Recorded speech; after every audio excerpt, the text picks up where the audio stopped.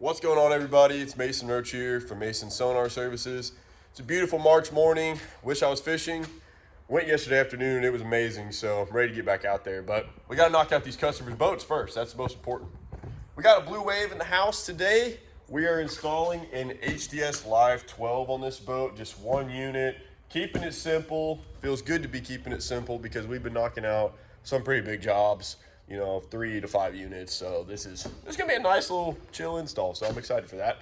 So currently on this boat, he's got 2 older units up here. One of them works, one of them doesn't. We're just gonna rip both of them off and start fresh with this Live 12.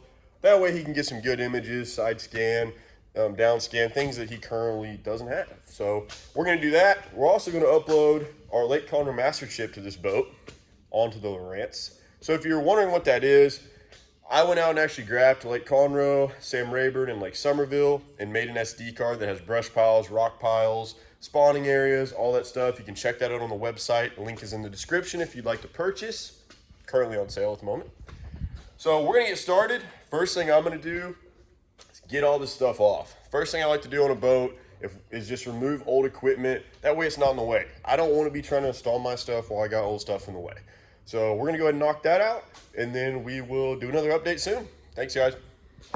So we're making some progress on taking some stuff off the Blue Wave. As you can see, got the first unit off the gimbal bracket, and there was an old GPS style puck here that we got taken off. Here it is right here with the bracket. One thing to keep in mind on this style of boat, really 2 things. Number 1, you're not gonna have a ton of access. The gas pump's right here.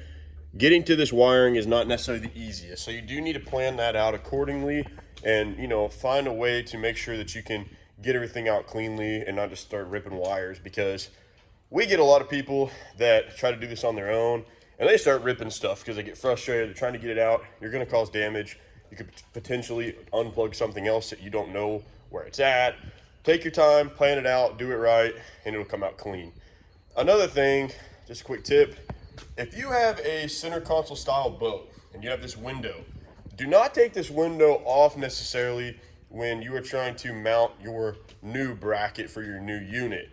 Seen guys before in the past accidentally put it too far back, and then the unit can't adjust properly because it's hitting the window. So I like keeping this on and trying to work around it if I can. Sometimes I can't, but that's what I try to do at least. So for now, we're gonna keep taking this stuff apart, and then we'll get another update here soon. All right, guys, I just ran to do a quick little sonar training. Just came back.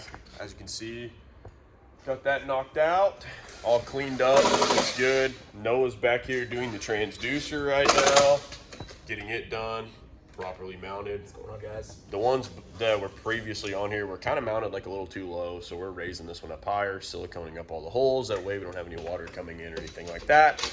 So yeah, that's gonna be our next step. And then we also have to get the gimbal bracket up front mounted, and then pretty much good to go. So let's knock it out. We got an update. Noah just finished up the transducer back there. As you can see, there's our fish tape. We got it ran up here. Just finished up running the transducer and the power cable up here. This is Anchor 10 gauge marine wire. This is what we use on all our installs. This is great stuff. It's tinned, there's no corrosion. You don't have to worry about anything. This is the good stuff. We're about to take the power cable up. The only issue you're kind of running into here is there's a lot of holes in this boat. And whoever cut them did not cut them perfectly circular. So just trying to make this look clean and turn out good. And this is right now a little bit of the problem, but we'll figure out what we need to do there. So next step is mounting the gimbal bracket and covering up these holes, and then we're good to go. All right, guys, just another update here. Just finished up the gimbal bracket here on the dash. So I didn't really know what to do with this hole right here that was cut all crooked, but I put like a shell clamp over it just to cover that up so it looks really clean. Still trying to figure out what we're gonna do over here with this massive hole as well, but we'll figure that out. One quick thing, I see a lot of people don't do this. Lowrance provides these covers on the back of the unit. Make sure and use them. If you don't, you're gonna end up getting rust in here and you're gonna ruin your unit. Not worth it. So make sure and do that whenever you buy a new unit.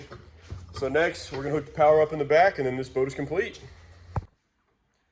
Hey guys, so Noah and I just finished up this boat. Turned out super clean. Lowrance here at the console, not going anywhere. We did the power, 10 gauge marine wire like we just mentioned, all the way to the battery. That way this customer is gonna get good clean voltage and a really good crisp image. So now we're still working on a Triton back there, as you can see. This boat's all good to go. Customer's about to come pick it up, and we're gonna keep rolling. We're super busy. We're a couple weeks out right now. It's very blessed to have this much business, so we're gonna keep it going. Thanks everybody for the support. If you need an install, give us a call, 936-444-5849. We'll get you hooked up.